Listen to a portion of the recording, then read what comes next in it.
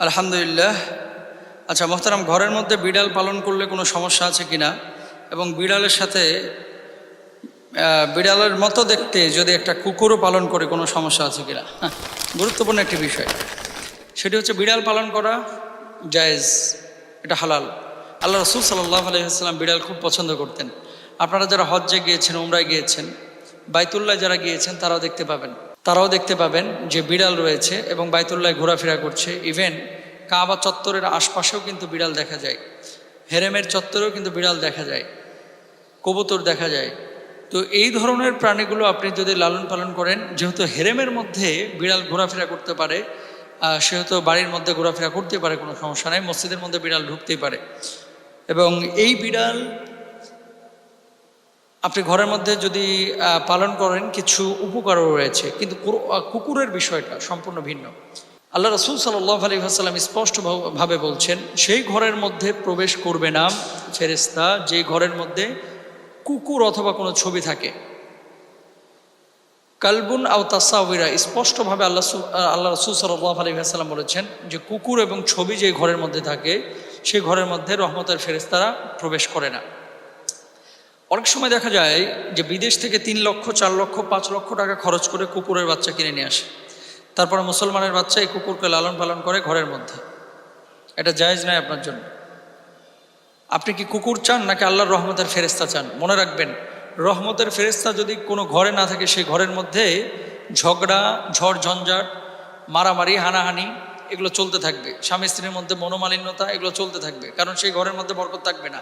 যে ঘরের মধ্যে রহমতের ফেরেশতা ঢুকে না, আল্লাহ সুবহানাহু ওয়া তাআলা যে ঘরের মধ্যে তার ফেরেশতা পাঠান না, সে ঘরে বরকত থাকবে না।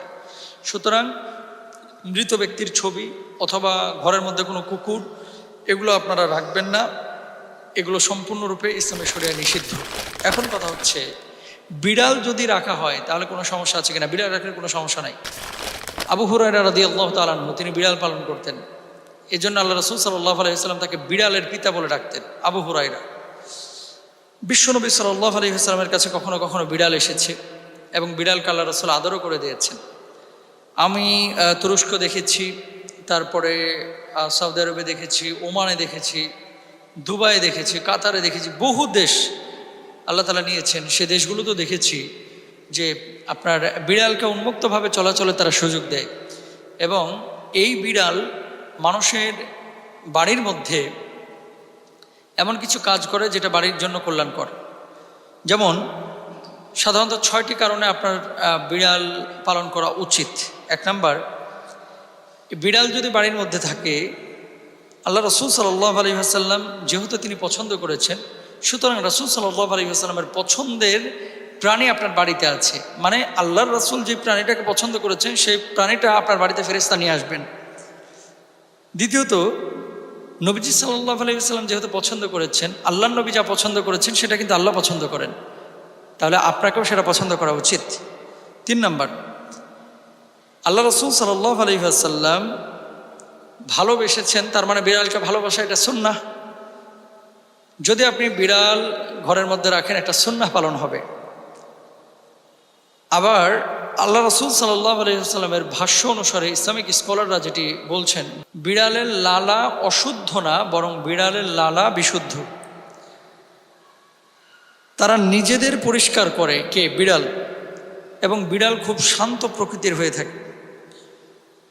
রাসূল সাল্লাল্লাহু আলাইহি ওয়াসাল্লাম যেহেতু পছন্দ করেছেন, বিড়াল পরিষ্কার এবং খাঁটি একটা প্রাণী। বিড়াল বাড়ি এবং মসজিদে প্রবেশ করতে পারে, যেহেতু হেরেমে প্রবেশ করে, এবং পৃথিবীর আল্লাহ রসুল সাল্লাল্লাহু আলাইহি ওয়াসাল্লামের যে রওজা মদিনা, সেই মদিনার মসজিদে নববীতেও কিন্তু প্রচুর বিড়াল রয়েছে।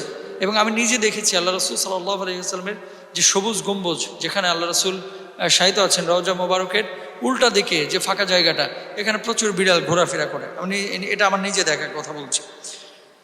তারপরে একজন মহিলা জাহান্নামে প্রবেশ করেছিল একটি বিড়ালের কারণে, যাকে সে বেঁধে রেখেছিল কিন্তু খাওয়ায়নি, এবং পৃথিবীর কীট পতঙ্গকে খাওয়ানোর জন্য ছেড়ে দেয়নি।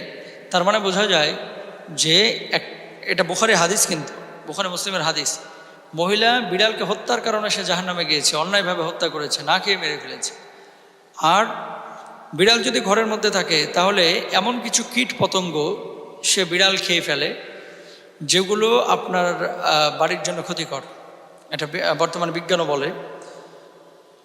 বিড়াল যদি কোনো খাবারের সন্ধানে আপনার আশপাশে আসে তাহলে সে বিড়ালকে খাবার দেওয়া উচিত।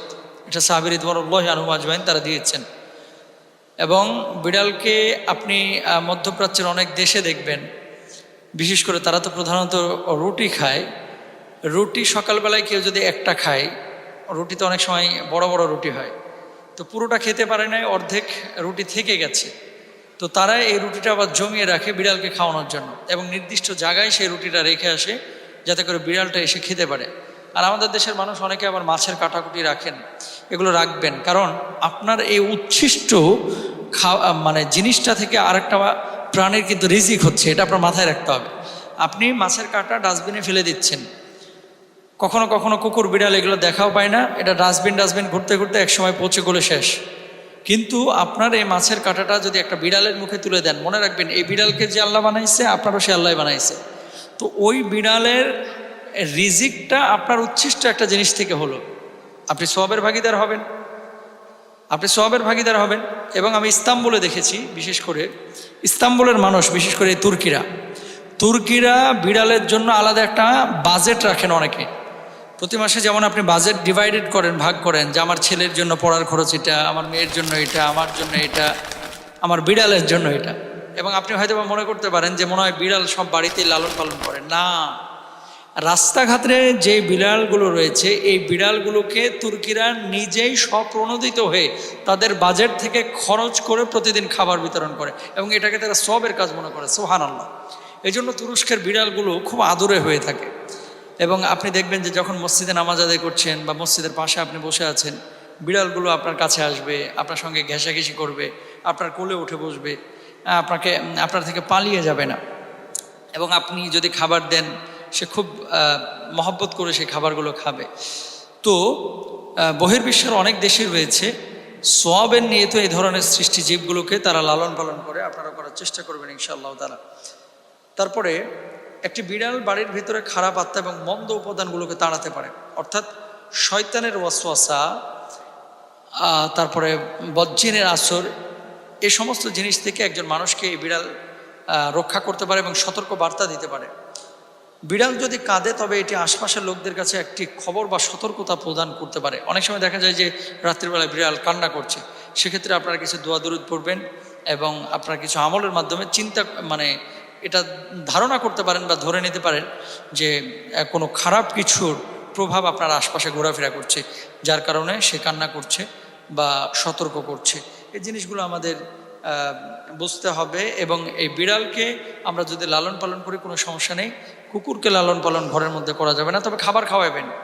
রাস্তাঘাটে যে কুকুরগুলো রয়েছে, আমি বলছি না সবগুলোকে মেরে হত্যা করে শেষ করে ফেলেন, অবস্থা ভেদে আল্লাহ রাসূল কখনো তা করতে বলেছেন, কিন্তু অহেতুক কোনো কারণ ছাড়াই আপনি যে কোনো প্রাণীকে শুধু কোনো ক্ষতির কারণও নেই, সে কোনো ক্ষতি করছে না অথবা আপনার জন্য ক্ষতিকারক না, এরকম কোনো প্রাণীকে আপনি ইচ্ছে করে হত্যা করে ফেলবেন, এটা আপনার জন্য ঠিক না। আল্লাহ তাআলা আমাদের সবাইকে বোঝার তৌফিক দান করুন, আমিন। আসসালামু